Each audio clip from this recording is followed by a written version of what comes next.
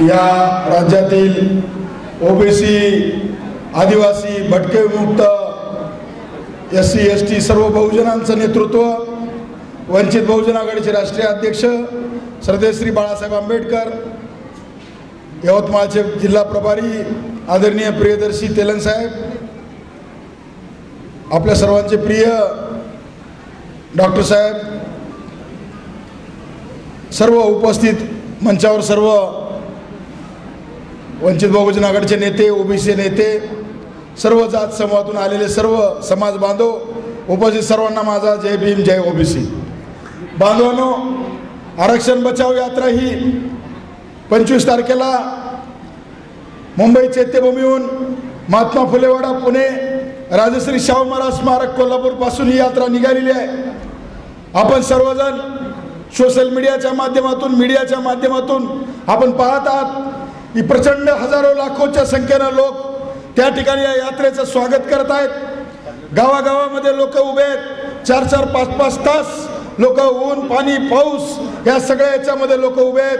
कारण या सगळ्या लोकांना आता माहीत झालेलं आहे की या ठिकाणचा सगळा SC ST OBC सगळ्या बहुजन समाजाला कोणीच वाली नाही.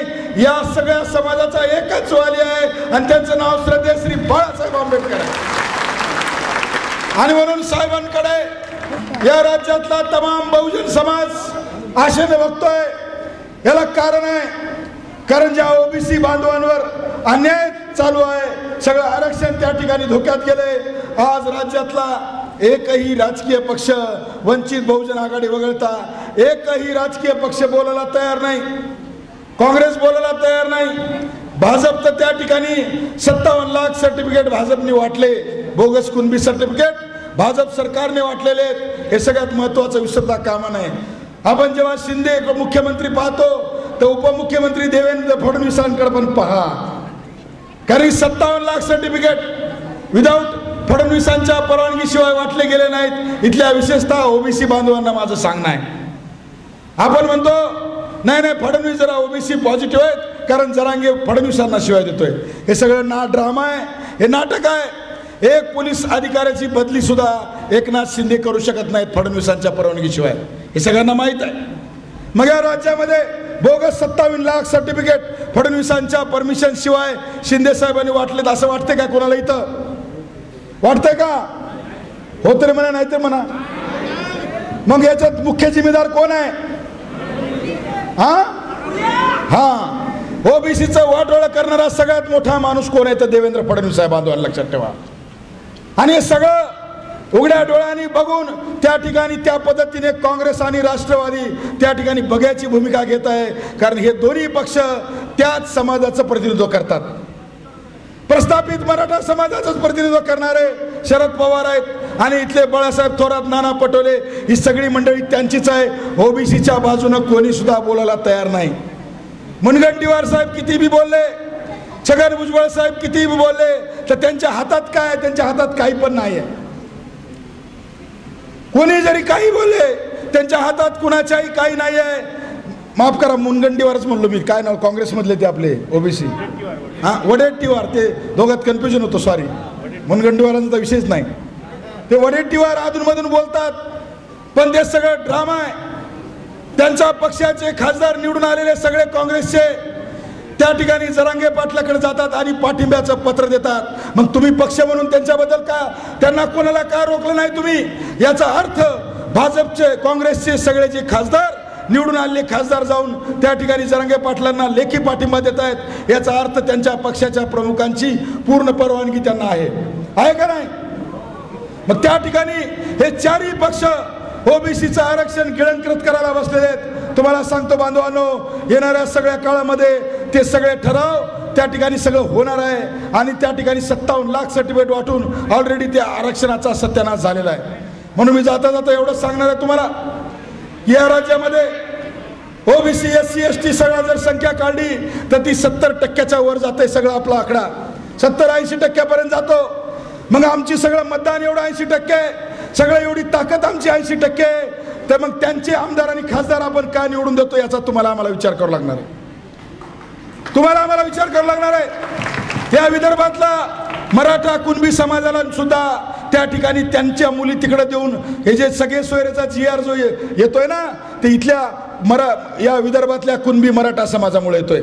कारण यांनी तिकडे मुली देणं घेणं व्यवहार चालू आहे आणि तो जरांगे म्हणतो हे आमचे सोयरे आहेत, सगळे सोयरे GR काढा. म्हणून इथल्या मराठा कुणबी समाज सुद्धा दुटप्पी भूमिकेमध्ये आहे. तो इथल्या ओबीसी सोबत नाही, तो तिथल्या मराठवाडा आणि पश्चिम महाराष्ट्रातल्या मराठ्या सोबत आहे. म्हणून इथल्या ओबीसी समाज जे कुणबी मधले आहेत हे सुद्धा प्रस्थापितच लोक आहेत. हे आमच्या ओबीसीवर इथं सुद्धा अन्यायच करतायत असा माझा स्पष्ट आरोप आहे साहेब. त्या ठिकाणी हे सगळं ड्रामा चालू आहे, सगळं नाटक चालू आहे. इथल्या गोरगरीब धनगर माळी तेली साळी कोळी या सगळ्यांचं आरक्षण त्या ठिकाणी गिळंकृत करण्याचा डाव इथल्या कुणबी मराठा आणि तिथल्या ओपन मधल्या मराठ्यांचा आहे, हा माझा स्पष्ट आरोप आहे. आणि म्हणून या ठिकाणी आपल्याला आता डोळे उघडायची वेळ आलेली आहे. आपली आपली ताकद ओळखायची वेळ आलेली आहे.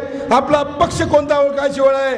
या राज्यामध्ये इथल्या ओबीसी बांधवांना विचारतो, कोणता पक्ष आहे ओबीसी साठी? तुम्ही जरा 25-30 वर्ष इतिहास काढून बघा की फक्त ओबीसीला संधी जर कोणी दिली असेल तर ते फक्त श्रद्धेय बाळासाहेब आंबेडकरांनी दिलेली आहे. बांधवांनो, माझ्यासारख्या लिंगायत कार्यकर्त्याला नांदेडमध्ये लोकसभेची उमेदवारी दिली. आम्हाला लिंगायताला कोणी सुद्धा 60-70 वर्ष तिकडे तिकीट दिली नाहीत. साहेबांनी हिंगोलीला बंजारा दिला, जालन्याला धनगर समाजाला दिलं, कुठं माळी समाजाला सोलापूरला दिलं. बघा तुम्ही सगळे 70-80% तिकीट साहेबांनी सर्व ओबीसी भटके विमुक्तांना दिलेले आहेत. वंचित बहुजन आघाडी हा एकमेव ओबीसी भटके विमुक्त सर्व SC ST आदिवासी समाजाचा एकमेव पक्ष आहे. आरक्षण पण दिलं होतं बाबासाहेबांनी आणि आरक्षण सुद्धा वाचवतील बाळासाहेबच, दुसरं कोणी आमचा वाली नाही. त्याच्यामुळं आपल्या सर्वांना मी सांगू इच्छितो की येणाऱ्या 7 तारखेला औरंगाबादमध्ये त्या ठिकाणी भव्य दिव्य आपलं शक्ती प्रदर्शन आहे. सर्व ओबीसी SC ST समाजाचं सगळ्यांची ताकद वज्रमुठ त्या ठिकाणी औरंगाबाद येथे आपल्याला दाखवायची आहे. 100 सोनार की एक लोहार की. त्यांनी 50 मोर्चे काढले, 50 रॅल्या काढल्या, आपल्याला एकच, कारण आपण लोहार सुद्धा ओबीसीच आहे आणि इथं सोनार पण ओबीसी आहे. सोनारही ओबीसी आहे, लोहार बी ओबीसी आहे. एकदाच ठोका औरंगाबादला लाखोच्या संख्येने दाखवायचं आहे. केंद्र आणि राज्य सरकारला जर तुम्ही आमच्या आरक्षणाला धक्का लावला तर इथून पुढे तुम्हाला आम्ही सोडणार नाही. ही ताकद येणाऱ्या 7 तारखेला त्या ठिकाणी औरंगाबादला दाखवायची आहे. आपण सर्वजण यवतमाळवासी मोठ्या संख्येने येणार अशी अपेक्षा बाळगतो आणि थांबतो. जय हिंद, जय ओबीसी, जय भीम.